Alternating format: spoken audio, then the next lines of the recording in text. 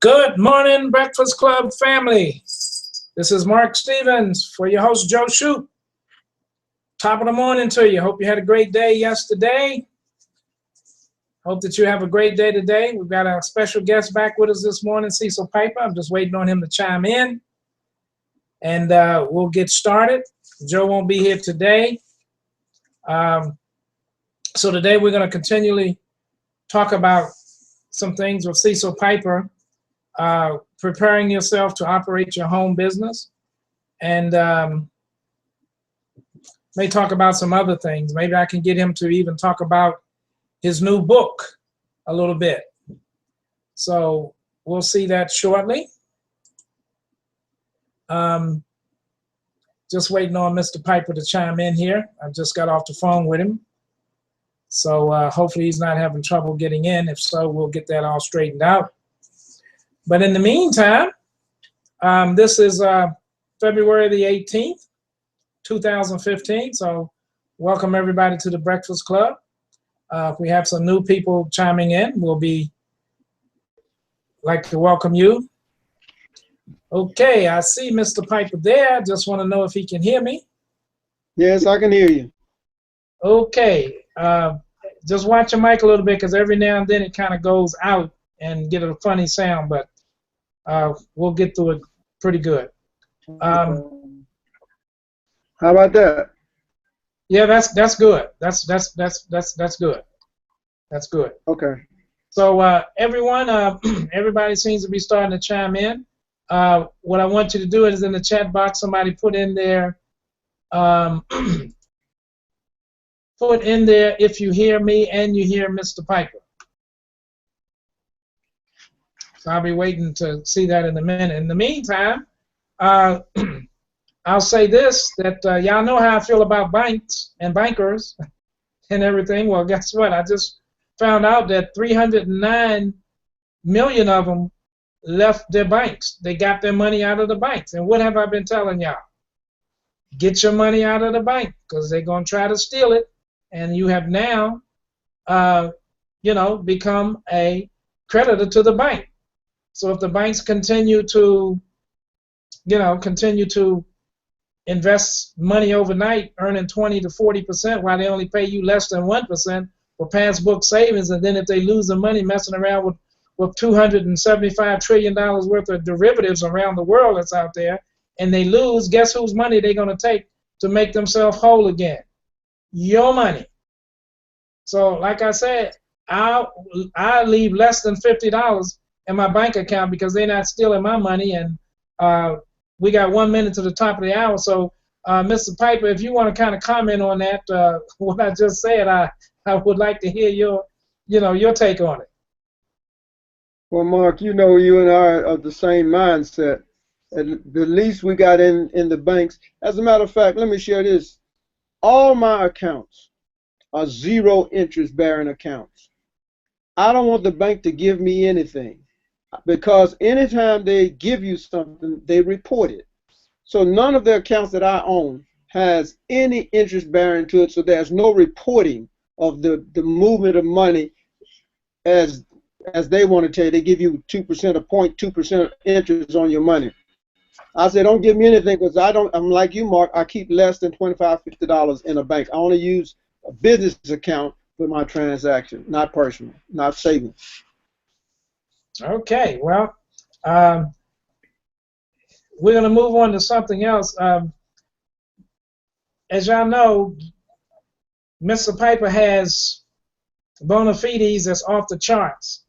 And he's my brother. For those of you that don't know him, he's my brother from another mother. And I always tell people, and I'm not saying this because of that, it's what I really believe. He's one of the smartest people I know on the planet. And you heard him say yesterday that I've been his mentor or whatever. Well, we actually been mentoring each other because our spirits are just alike, our thinking are alike, and we love people and we want to help people, and that's what our lives have been all about. And that's why we're here on the Breakfast Club, to hope that we can touch you in a way that it improves your lives, both business-wise and personally as well. And what I'm going to do is I'm going to ask Mr. Piper that after we get through what he wants to talk about today, if we have time, if he may want to talk about his new book a little bit. And the other thing is this, is that I'm planning on doing a webcast that has to do with the tax thing, about business and the tax thing, benefits of having a home-based business. And I'm going to ask Mr. Piper if he would join me on that, because he's an expert at that. If there is an expert, he's it. So we'll do that on another broadcast. But I just want to kind of give him a heads up and give you a heads up that that's what's coming, and you need to get all your people here to hear about it, because it's going to be a very, very important, pertinent broadcast that you'll be able to go back and look and see it and hear it again and be able to take advantage of it, because there's over 100 plus tax breaks that have been passed so far for home-based businesses. And I'm going to talk about the top 7, and I'm going to ask, Mr. Piper if he would chime in with me and help me on that broadcast, because I'm quite sure there's many views and things that he has. So towards the end of this broadcast, maybe we'll be able to get into some of the aspects of his book. But in addition to that, we're ready to go. It's 11:02 now, and let's see. People are starting to chime in. So I'll say good morning, Mr. Cecil Piper. Welcome to the Breakfast Club for the second day, part 2 of what you started yesterday. And you're bringing with us today preparing to operate a business from home. And so I've got some questions that I'd like to ask. And if you want to kind of give an opening dialogue before I start asking you questions, you're welcome to do that now. And we have Victor here with us, Victor Shattuck here with us today, our administrator of this platform. And Victor has some of the same background that Mr. Piper and myself has, being in the financial world. So, Cecil, welcome to the Breakfast Club, and I'll let you open with your statement. Good morning, Mark, and good morning, Victor. Good to be here once again.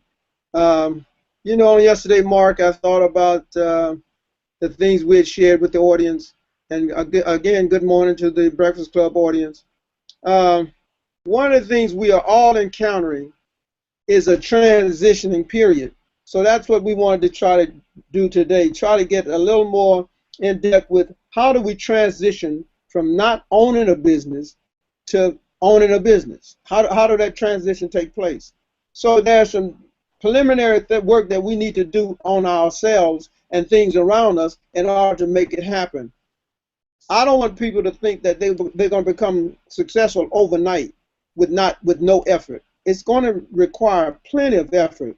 But what we want to talk about today is a little more preliminary work. How do we prepare to get that mindset, to get involved with anything, whatever you decide to get into? But how do you get yourself ready to become a business owner? So that's going to be mostly the focus of what we want to talk about this morning. Okay, great. I'm very excited about hearing that. Well, let me ask you this, Cecil. What are the important preliminary steps before getting started in business? The number one thing is getting a handle on your present situation, your present bills, getting your finance in order. That's more important than anything else in preparing to go into business. Most people look for business financing. If you know that how small businesses work, they go to the SBA to look for monies to start a business. But a lot of times, most people are not even ready to go to that position. They don't even have their own finance in order, so you're not going to get financed by someone else, a third party, if you don't show that your own finances are in order. So the first thing we want to learn is get a handle on our spending. If we can show any creditor, and that's the way, believe it or not, they view your credit report. They see how your past actions have been paying your bills. How have you been managing the whole structure of paying your bills on time?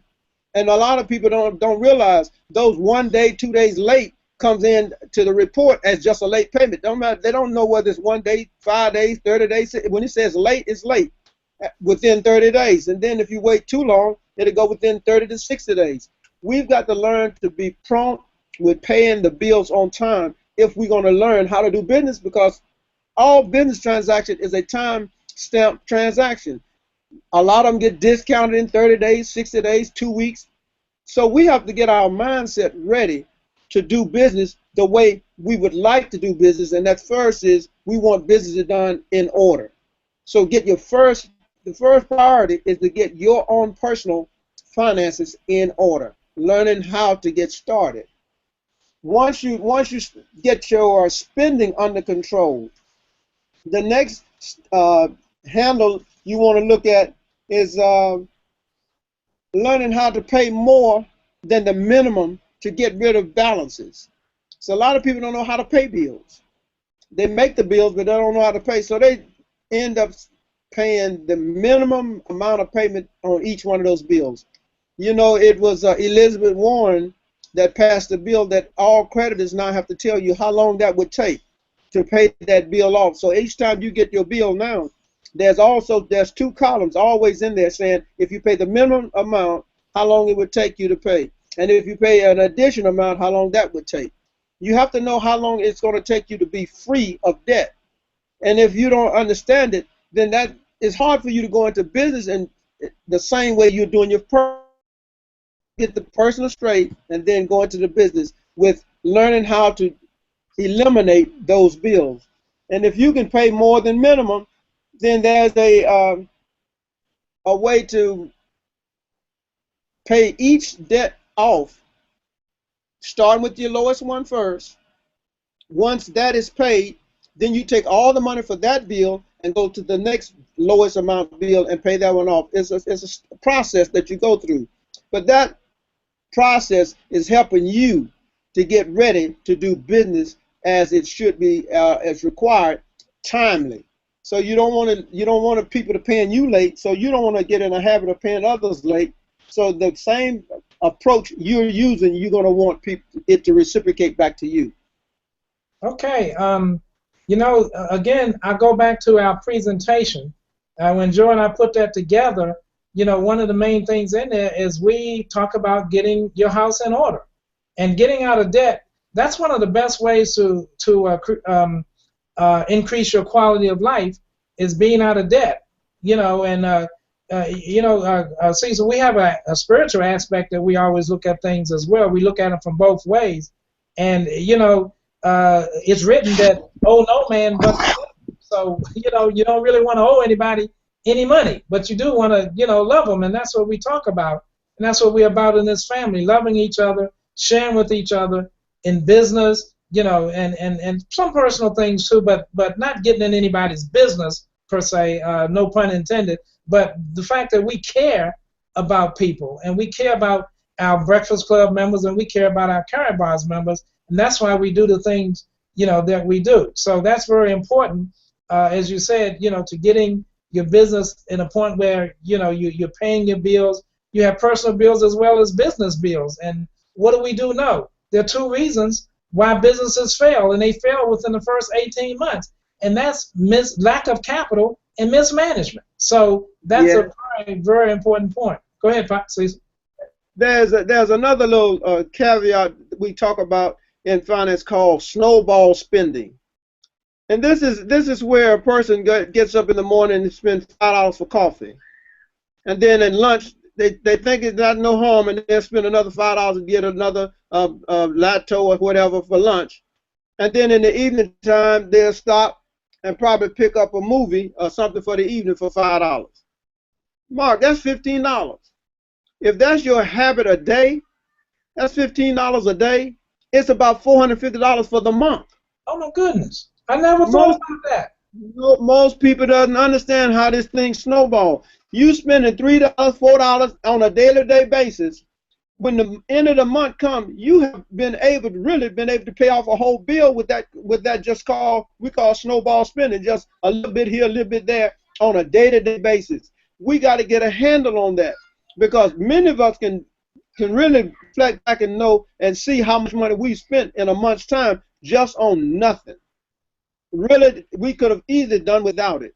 But because we don't make that a priority of our life, daily life, then it just gets out of hand. It's like a snowball rolling down the hill from $450 a month all the way up to $750 a month if you don't watch yourself.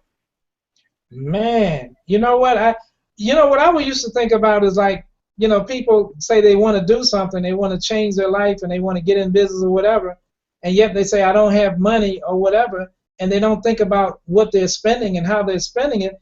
And when you think about people that go to the clubs, you know, when they get off from work, they want to go kind of wind down, so they'll stop by their favorite bar or club or whatever.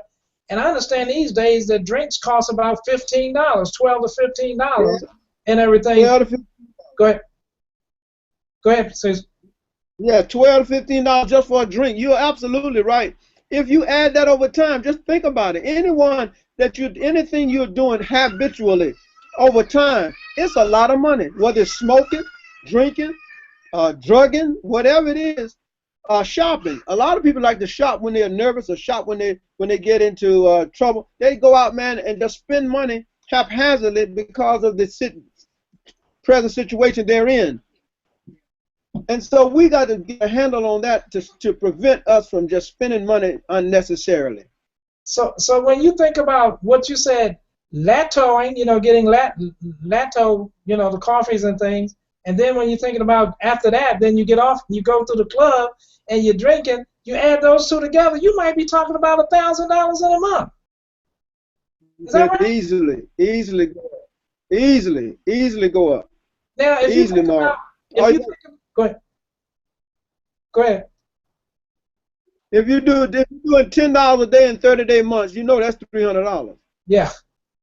I mean that's how simple you can bring it down. You can bring it if you're going. Another thing, Mark, is driving. Just driving around the city, just wasting gas because you don't take the most direct route. And then you just come back and see how much gas you put in your car for the month. Just organizing your route can save money on your gas expenditures. Wow, that's amazing. Well, let me ask you this.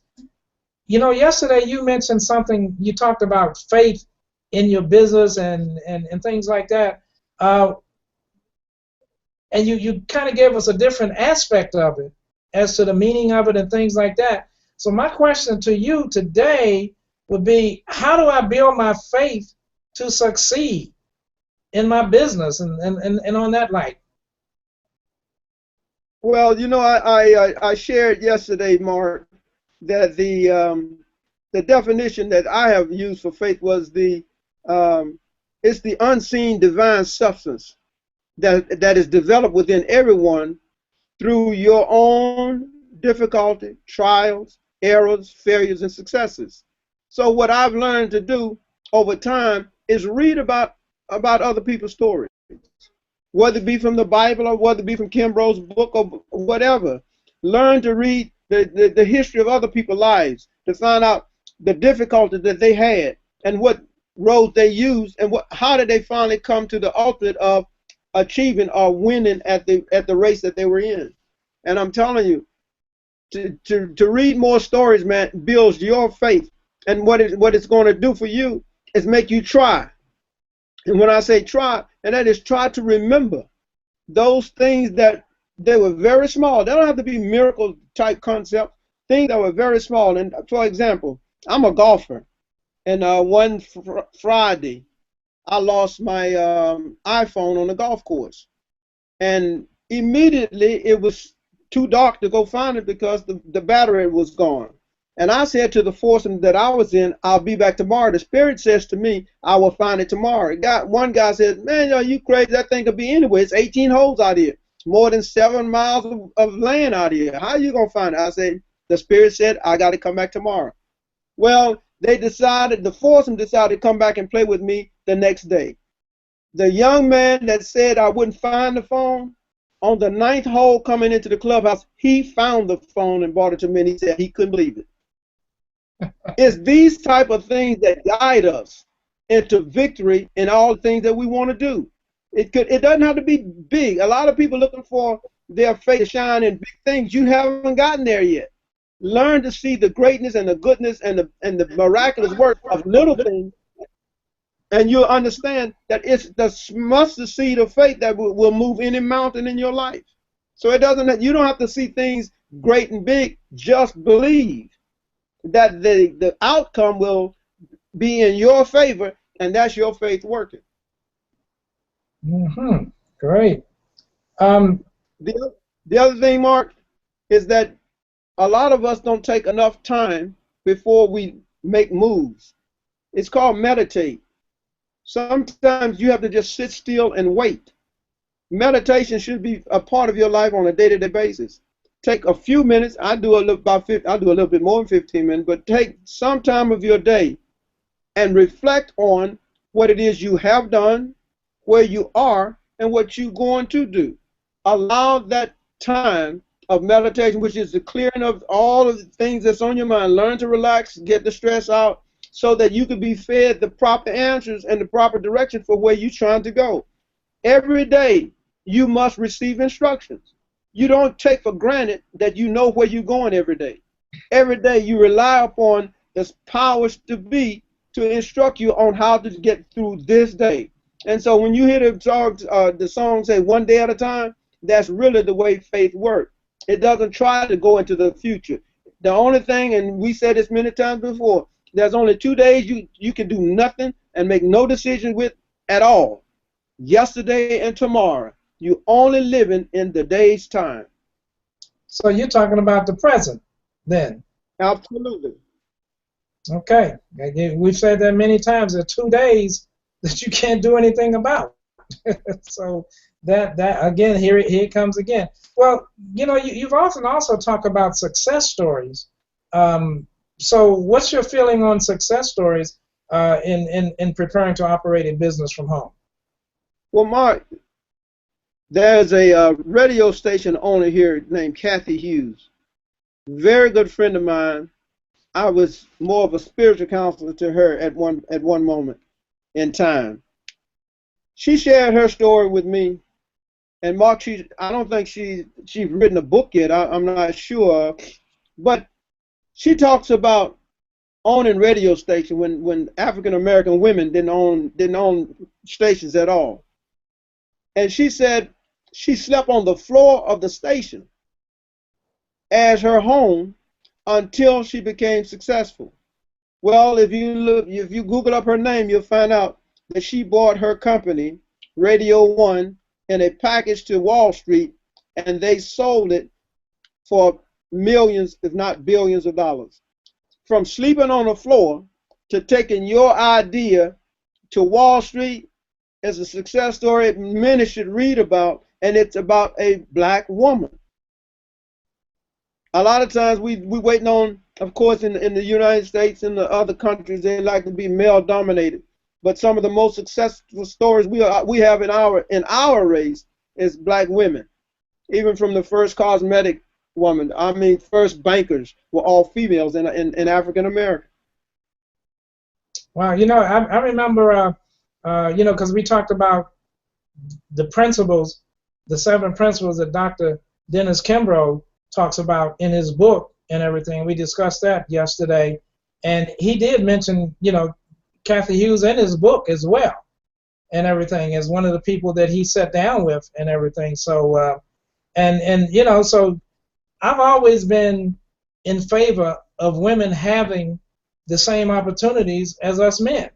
And the fact is, to me, is that, like you always talk, the knowledge that you have and ability that you have, it doesn't matter whether you're male or female. The fact is that you are a human being, and you should have those opportunities. And when you even though we're talking about operating a business from home, whether it's not a business from home or whether it's a home business, I think a lot of the same rules can apply, and you have to be cognizant of those rules and everything, and what it takes to do that. What's your feeling on that?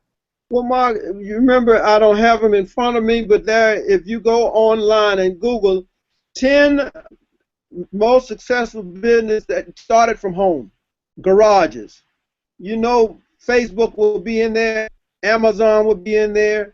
I'm trying to think of the other ones we had. We had a list of them. Starting from home, operating out of home does not prevent or hinder you from becoming successful. As a matter of fact, it gives you more encouragement that you are going to be successful, because you can eliminate a lot of the upfront expenses that it costs to go into a brick and mortar building away from your home. That's the good thing, or I guess the advantage point that I use a lot is that you don't need all the money, because one of the biggest expenses of starting a building, starting a business, is being able to pay for a building to house your staff and your equipment. So home-based business is really the reason I choose to be a consultant in that area. It's easier to explain to people because they don't have to go out and get the finances that they need to start their business up. Well, see, that's another thing. I like that. I like being out, belly to belly to people, because that's what I've done most of my career, which I'm kind of getting ready to go back to. But I also love being in my pajamas, in the comfort of my home and doing what I need to do. And with the advent of technology today, it allows us to do that, and that's such a beautiful thing about having a home-based business, because like I said, 6 o'clock, pretty much 6 o'clock every morning, I'm sitting here in my chair in my pajamas and I'm working.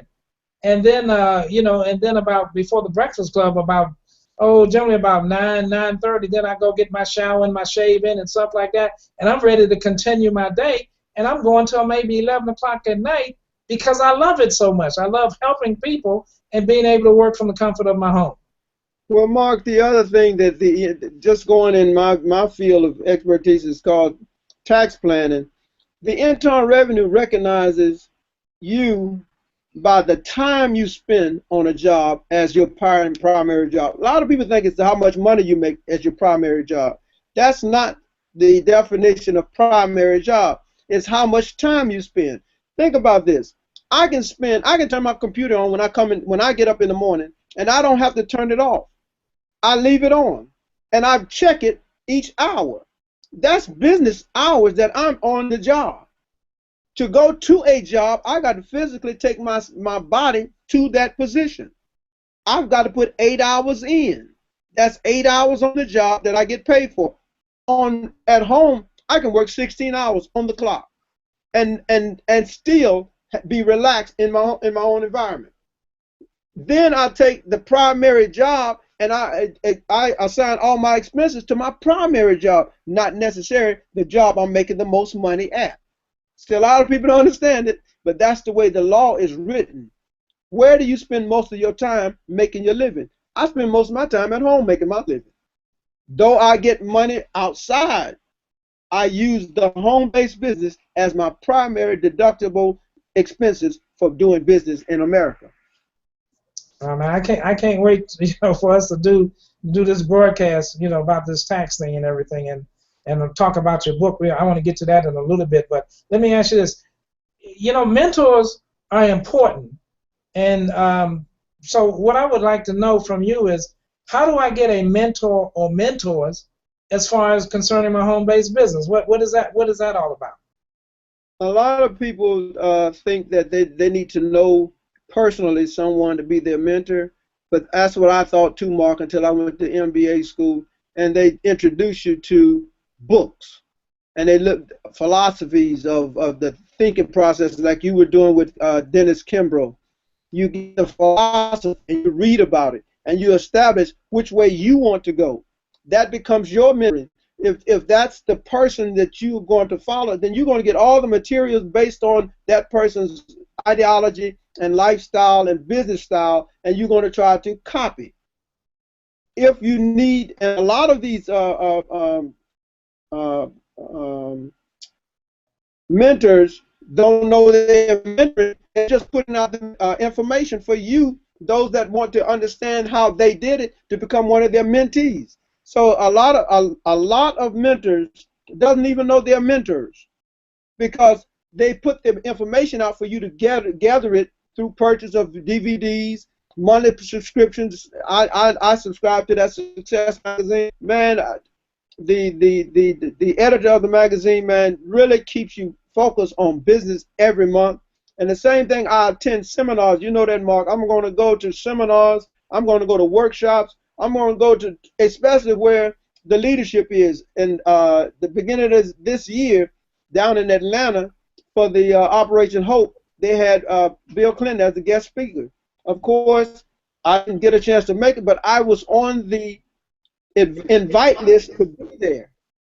And that's how you get your mentoring. You have to personally get involved in following the activity, and it's sooner or later you will meet the person. And then once you meet the person and they know that you have been doing, and they can tell whether you've been because you be able to share that with them. They will be following and holding you mentee. For you. That's right. You can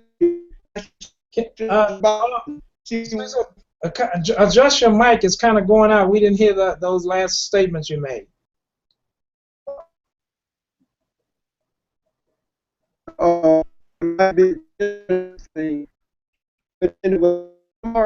It's still breaking up. You hear me? Okay, now try. Okay, can you hear me now? Yeah, that's better. That's a lot better. Okay, what I was saying is that if you pick up, go to seminars and workshops after you've read materials and DVDs of the person, when you find out they're going to be appearing in areas in your area close enough that you can drive and get in the car and go see them, you may get that opportunity to speak to them. And they may view in the seminar session or the breakout session. You get a chance to speak to them one-on-one. And at any moment you can ask of your own self, can I call you? Will you be my mentor? And if they give you the number, you're in like Flint, as we would say, but you got to make yourself available, and you got to be at these places in order for them to be personally mentored. You got to meet them personally. So a lot of times to become a mentee of your favorite mentor, you got to be there. You got to appear. And sometimes it's not cheap, but for instance, we got, if you graduated from Strayer University, they have a program going on with Walsh and Steve Harvey. Steve Harvey is going to do a set in this month coming, and the VIP was like $595, sold out immediately after they put the program on the air.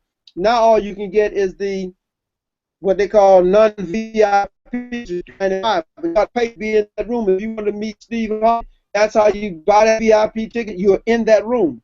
Once you're in the room, if you know something about Steve Harvey, read his book, Think Like a Man, Act Like a Woman type concept, Man for Venus and Mars, and all the people that you want to follow, they give you an opportunity to come in to their domain, and hopefully you will be able to ask questions and become a mentor, a mentee of one of your favorite mentors.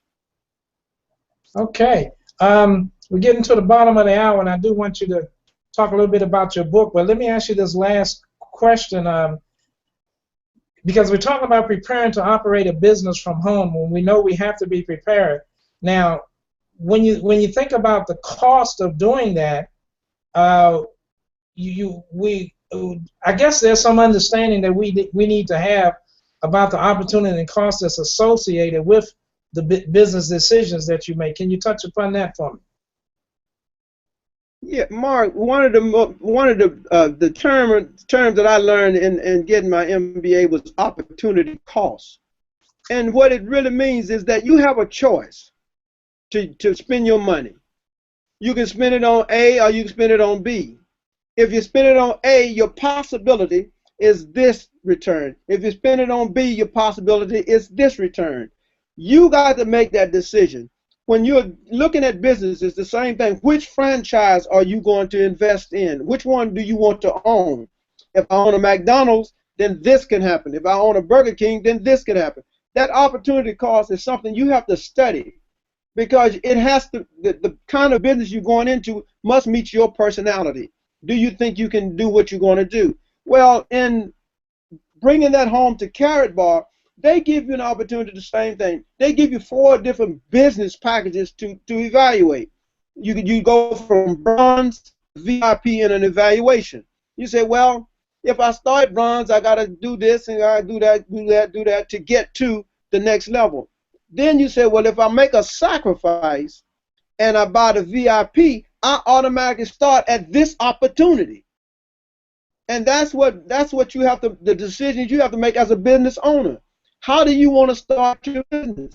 Do you want to start it in a third tier category or first tier category? It's all on you. You have to make that decision, and that's why we're talking about preparing to get into business, because you want to have yourself, your faith, you want to have your finance, and you want to have been mentored to make that decision, knowing that you're going to succeed.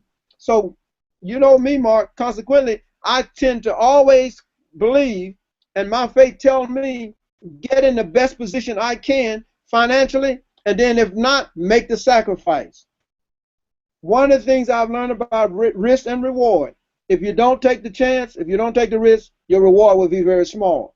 So I've learned that my faith, though it's small, my confidence and my action is big. So it only takes a small mustard seed faith to do big things. So I may have small faith, but I try to put it to a large usage, Mark. Okay. Okay, we're getting to the bottom of the hour. We're 2 minutes past the bottom of the hour. So what before we close out, and I am going to check the chat box and see if we have any questions. Ken Parr did mention, how do you spell Kimbrough? Well, Ken Kimbrough, you spelled it right. That's his name, Dennis, Dennis Kimbrough, Kimbro, and that's who we were talking about yesterday, Dr. Kimbrough, graduate of Northwestern University. Cecil Piper, you are now an author, and you're one of the few people that I know. I guess the tax codes, the pages, I used to say 144,000. It's probably a lot more than that now with the changes and everything. And I know you're one of the few people that have read it from A to Z. And I always say that, tell people, I brag on you, tell them that you know more about the tax code and the IRS than they know about themselves, and you end up teaching them. So if you can just share a little bit about your book with us, I'm quite sure people will be quite interested in that before we close out. Well, Mark, we really in the what they call editing stage, trying to get we're going to hook up with the right type of editor for us. But the ultimate of the book was, for the first time ever in the history of the United States economic system, there have never been a book explaining to the employee what your right and your liabilities are in our tax system. When I discovered that there was no law that was requiring the employee to do anything other than go to work, put in your time, and get paid, then what I was discovering, most people and most American citizens believe that there is something requiring the employee to do something. Well, the employee is doing what they're supposed to do. They got sign a contract to come to go to work, put labor in, and you compensate. Our government decided to term everything income, even though you were getting what they call wages. They call it income now. And then in the book, it shows you how many categories that can become that is referred to as income. You don't know what you're getting anymore, but the government said it's income. Well, wages were not income, never have been income until the courts decided it is income. So what the book is doing is showing you the law as written. I don't make up the law. I copy it out of the book and put it in my book so you will have it. Some lawyers thought I should just make reference and make you go look it up yourself. No, I wasn't going to do that. I said, if I have to pay for each page, I'm going to pay to have it printed, because when I was in my research, the library, legal libraries, including the IRS, they were charging you to fax the pages that you wanted. And Mark, I think I faxed close to 3,000 pages at 10 cents a page. And so over the years, it costs just to go in and all you wanted was the law. They make you copy it and then pay for the copier. I said, this was crazy, but that's what I did. And I compiled information and data on IRS and their practices, and I put that in the book. I'm one of the guinea pigs that's in the book. I'm the main guinea pig in the book that use the principles and sharing with others what those principles were all about and how I used them. So you'll get in the book the law. You'll be able to take the NCBA you want. That's my computer. Did you hear that, Mark? Yeah, I heard it. I'm sorry, that was my computer. That's okay. But you'll be able to take my book, go through it front to front cover to back, and when you come out of it, you should be convinced that your CPA, legal advice, tax advice, got to do something different in order to protect you, the employee. That's the whole line. There should be no one owing Internal Revenue a nickel, responsible or liable. It's got to be done by the employer, and we got to force the IRS to stop chasing employees around the country, taking their seizing their property, putting liens against their bank accounts, all of that stuff. That was nowhere in the law. They came up with this stuff, man, and the paying public don't know any better, because somehow we believe the IRS is part of the government. They are not. They are the collecting arm of the Treasury Department, but they were not part of the government. Even though the commissioner and the whoever is assigned by appointment, but these guys do not work, quote unquote. IRS is not an incorporation of our government. They are a legal entity, but a collection agency for the government. And I just, over my years, man, I just said somehow we got to revamp and reorganize the IRS, and I also put that in the book, what has to be done to reorganize the IRS on the benefit or for the benefit of employees. When you become an independent owner, that's a whole different ballgame, because the tax codes open up to you, but to the employee, that's nothing to you. Everything that you go to work for is already done. The table's already set. They know what you're making. They know how to take out what the taxes need to be taken out. All of that is pre-planned before you even go to work. They know exactly what every dollar is going to be taxed before you ever get a job. So why are we being held responsible if all that data is already programmed in the computers? They already know what we're supposed to pay, but somehow they got us playing this game where we are the guinea pigs for them to, I don't know, to make people think that they making up work or something. I'm not sure, Mark, why they come up with the IRS, but to me it's not important. We can do much better without the infiltration of the IRS. Okay, now y'all know why I call them the internal rip-off agency. Yeah, I said it. And yeah, that's because I know that's what they are. But down the line, Mr. Pipe and myself will do a broadcast, and we'll get into the things that really benefit you, and I'll go a little bit down the rabbit hole a little bit, and we'll kind of put two and two together, and numbers never lie. People do. So we'll save that for another day. But Cecil, I want to thank you so much for today, and Breakfast Club family, again, you definitely have to know how to prepare to operate a business from home. You don't just jump into it. You have to be prepared, and you have to know what you do. So the last 2 days, you've gotten a lot of good information.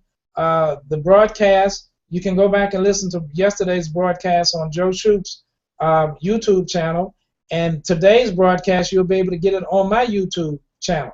Hey, Mark. Yes. Right before we go, I just want to leave this thought with everybody. Think about this. If you're an employee, and we can stop the federal government from chasing you because you pay the exact amount of tax you're supposed to pay. In other words, when you file, if you have to file, it's zero balance. And then coupled with that, you own a business where there are unlimited deductions. Think about what you've just put yourself in. You don't have the fear of IRS, and yet the government is now promoting you to do business. That's the best of both worlds that I'm trying to put people in. That's all the book will do. Show you how this part work, and then on the business side, Carrot Bar or anything else you're doing will bring you the benefit of owning a home-based business, and that's where we're trying to go. And that's why I call it the #1 tax shelter in America. Having a home-based business. I did make a misstatement just now. I'm going to correct that. This will be on Joe Shoop's YouTube channel, today because I actually use his administrative link, so it will be on his, on one of ours, but I'm quite sure it'll probably be on his. But on either of them, you can find it, and you can find past broadcasts as well. So with that being said, let's go out and make it a great day. Victor, I see you back in. Anything you want to add to today before we close out? I do want to add a couple of things, Okay. if you don't mind. Go right All ahead. right, great presentation, you guys. Cecil, great presentation. I listened to yesterday's broadcast this morning, and just so valuable. I really appreciate you. You bring so much to the table and a lot for us to think about. The other thing I wanted to say is everybody should go to Joe Shoop's YouTube channel and subscribe to that channel and look at the options that you have there. You can check off a block and it will automatically email you when Joe has, or when his videos have been uploaded. So you'll have that in your email box. So subscribe to Mark's and subscribe to Joe's YouTube channel, and subscribe to mine if you want them. Tomorrow, Mark, I haven't seen the announcement yet, and I probably should check it before I say anything. Joe will probably take care of that. He's going to call me later on. So go ahead and make your announcement, and we'll just make sure that that happens, because we do have you. That was the schedule for you to be tomorrow. So go ahead and do that. Well, absolutely. You know, in a little bit of levity, we're gonna, you know, I'm just gonna call it Streaking with Vic tomorrow. So if that doesn't draw a smile from somebody, well, they must be dead. Okay. So we'll be talking about using Streak for Gmail and the follow-up system. All right, that's it. And I'll say this: Victor's going to keep his clothes on. That's a little funny there, because we know what streaking is, and there's been a lot of things happening in the past and everything. But when we streak with Vic, we streak with the right streak. So I'll leave that at that. But peace and blessings to you all. Go out and make it a great day. Go out and let's share what we have, with people, because they need it. They need us. We're very important people. We are VIPs. We are this Breakfast Club family. We are VIPs, and people need us, and we want to be there for them. So go out today, share it with somebody, help change a career, a family's life, a household, county, city, state, and country, and most of all, help us help this world change. Get rid of the stress. Let's show them how to get financial freedom, time freedom, tax freedom, because it's all over the world, and they need it, and they need us. So let's do that. Make it a great day. Peace and blessings to you. We love you all. We continue to work hard for you. All the systems are up. The systems are go. Use that presentation, business presentation. Use the Tools Rock system. If you need something from Joe, you want to send an email to JP Shoop, Joseph Patrick Shoop, at earthlink.net, or the New Breakfast Club at earthlink.net. Put in there 4 things: your name, your email address, your phone number in the event that he needs to call you, and what you're requesting. If you're requesting to get in the foundation class, if you're requesting to get the Tools Rock funnel, any of those things, just send that to him at jpshoop at earthlink.net, or the New Breakfast Club at earthlink.net, and he'll get back to you with the information that you need. Gordon asked, where do you go to subscribe to the YouTube channel? Victor, you want to answer that for him? What did he ask? He asked, where do you go to subscribe to the YouTube channels? You just go ahead and go to YouTube, and then you search in the search bar for Joe Shoop. Make sure you get the right one. And I'm trying to do it as we talk, but you will search for Joe Shoop, and then when it comes there, you'll find a subscribe button, and you just hit the subscribe, and you will be subscribed to his channel. Joe, S-H-O-O-P. And the description there is he is the man on the bicycle. Okay? So when the picture comes up, you'll have maybe a couple of different Joe Shoups, but you want the one with the his sitting on a bicycle, just like it is on the Breakfast Club. Click on it and subscribe. Okay, Gordon. Hopefully that takes care of that for you. Okay, everybody. It's now 11:46. We'll continue our day. Peace and blessings to you. Love you all. This is Mark Steven for our host, Joe Shoup, saying peace and blessings to you and make it a great day. And we will see you back here tomorrow morning with Victor streaking. And we gotta see that. So we'll see you back here tomorrow morning with Victor on the Breakfast Club. Peace and blessings, everybody. Make it a great day.